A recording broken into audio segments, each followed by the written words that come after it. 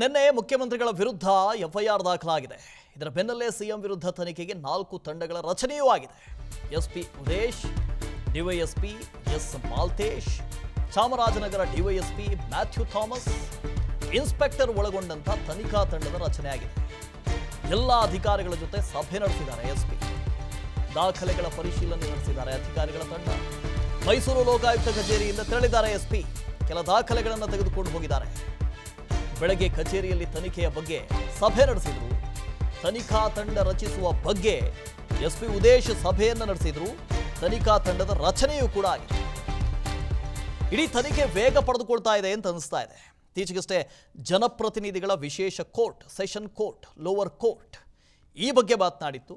3 ತಿಂಗಳ ಒಳಗಾಗಿ ಮೈಸೂರು ಲೋಕಾಯುಕ್ತ ತನಿಖೆಯನ್ನು ಮಾಡಿ ಪೂರ್ಣ ಪ್ರಮಾಣದ ತನಿಖಾ ವರದಿಯನ್ನು ಸಲ್ಲಿಸಬೇಕು ಅಂತ ಹೇಳಿತ್ತು.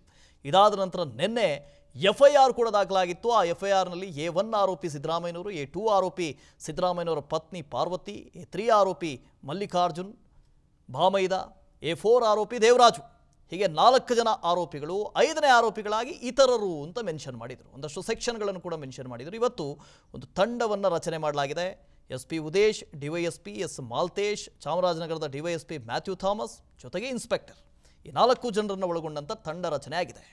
ರಂಗಸ್ವಾಮಿ ಇದರ ಬಗ್ಗೆ ಡೀಟೇಲ್ಸ್ ಅನ್ನು ಕೊಡ್ತಾ ಹೋಗ್ತಾರೆ. ರಂಗಸ್ವಾಮಿ, ಬಹಳ ರ್ಯಾಪಿಡ್ ಆಗಿ ಇನ್ವೆಸ್ಟಿಗೇಷನ್ ಇವತ್ತಿನಿಂದ ಪ್ರಾರಂಭ ಆಗುತ್ತೆ ಅಂತ ಅನ್ಸುತ್ತೆ. ಏನೆಲ್ಲ ಆಗ್ತಿದೆ ಅಂತ? ಪ್ರಿಪರೇಷನ್ ನ ಭಾಗವಾಗಿ ಈ ಪ್ರಕರಣವನ್ನ ಅಂದ್ರೆ ಈ ಬೆಳವಣಿಗೆಯನ್ನ ಗಮನಿಸಬೇಕಾಗುತ್ತೆ. ಯಾಕೆ ಅಂತಂದ್ರೆ ನಿರಂತರವಾಗಿ ಯಾವುದೇ ರೀತಿಯ ಎಫ್ಐಆರ್ ದಾಖಲಾದ್ರೂ ಕೂಡ ದಾಖಲಾದ ನಂತರದಲ್ಲಿ ಆ ಪ್ರಕರಣ ಹೇಗೆ ತನಿಖೆ ನಡೆಸಬೇಕು ಅನ್ನೋದಕ್ಕೆ ಸಂಬಂಧಪಟ್ಟಂತೆ ಕೆಲಸವನ್ನ ಶೇರ್ ಮಾಡ್ಕೊಳ್ಳಲಾಗುತ್ತೆ.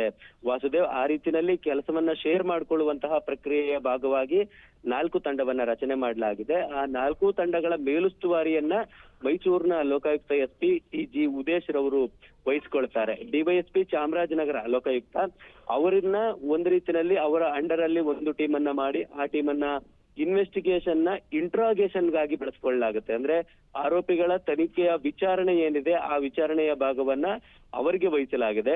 ಡಾಕ್ಯುಮೆಂಟ್ ವೆರಿಫಿಕೇಶನ್ ಗಾಗಿ ಒಂದು ತಂಡಕ್ಕೆ ಕೆಲಸವನ್ನ ವಹಿಸಲಾಗಿದೆ. ಮತ್ತೊಂದು, ಈ ಪ್ರಕರಣದಲ್ಲಿ ಆಗಿರುವ ಸರ್ಕಾರಿ ನಿಯಮಗಳ ಉಲ್ಲಂಘನೆ ಏನಿದೆ ಆ ನಿಯಮಗಳೇನಿದ್ವು ಮತ್ತು ಈ ಪ್ರಕರಣದಲ್ಲಿ ಆಗಿರುವ ಉಲ್ಲಂಘನೆ ಏನು ಅದನ್ನು ಮಾತ್ರ ಪಾಯಿಂಟ್ ಔಟ್ ಮಾಡ್ಲಿಕ್ಕಾಗಿ ಮತ್ತೊಂದು ತಂಡವನ್ನ ಮಾಡಲಾಗಿದೆ. ಇದೆಲ್ಲದರ ಜೊತೆಗೆ FSL ವರದಿಯನ್ನ ಮಾಡೋದು, ಅಂದ್ರೆ ಈ ಪ್ರಕರಣದಲ್ಲಿ ನಕಲಿ ಸಹಿಗಳಾಗಿರುವಂತಹ ಸಾಧ್ಯತೆಗಳೇ ಇರುವ ಕಾರಣಕ್ಕಾಗಿ FSL ಜೊತೆಗೆ ಕಮ್ಯುನಿಕೇಟ್ ಮಾಡಿಕೊಂಡು ಅದಕ್ಕೆ ಸಂಬಂಧಪಟ್ಟಂತೆ ಒಂದಷ್ಟು ಕೆಲಸಗಳೇನಿದ್ದಾವೆ ಆ ಕೆಲಸವನ್ನ ಮತ್ತೊಂದು ತಂಡಕ್ಕೆ ವಹಿಸುವಂತಹ ಸಾಧ್ಯತೆ ಇದೆ. ಒಟ್ಟು ಕೆಲಸದ ಅನುಕೂಲಕ್ಕಾಗಿ 4 ತಂಡಗಳನ್ನ ರಚನೆ ಮಾಡಿಕೊಂಡು ಅದರ ತನಿಖೆಯನ್ನ ಮುಂದಿನ ಹಂತದಲ್ಲಿ ಶುರು ಮಾಡ್ಲಿಕ್ಕೆ ಬೇಕಾದ ಸಿದ್ಧತೆಯನ್ನ ಮೈಸೂರಿನ ಲೋಕಾಯುಕ್ತ ಎಸ್ಪಿ ಅವರು ಮಾಡಿಕೊಳ್ತಾ ಇದ್ದಾರೆ. ವಾಸುದೇವ್.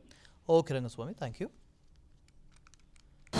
ಅನುಕ್ಷಣದ ಸುದ್ದಿಗಳಿಗಾಗಿ Vistara news YouTube channel subscribe ಮಾಡಿ. ಹೊಸ ಸುದ್ದಿಗಳ ನೋಟಿಫಿಕೇಶನ್ಗಾಗಿ ಬೆಲ್ ಐಕಾನ್ ಕ್ಲಿಕ್ ಮಾಡಿ. ಲೇಟೆಸ್ಟ್ ಅಪ್ಡೇಟ್ಸ್ಗಾಗಿ www.vistaranews.com ವೆಬ್ಸೈಟ್ಗೆ ವಿಸಿಟ್ ಮಾಡಿ. ಅಂಗೈಯಲ್ಲೇ ಜಗತ್ತಿನ ಸುದ್ದಿ ತಿಳಿಯಲು Vistara news Kannada app download ಮಾಡಿ.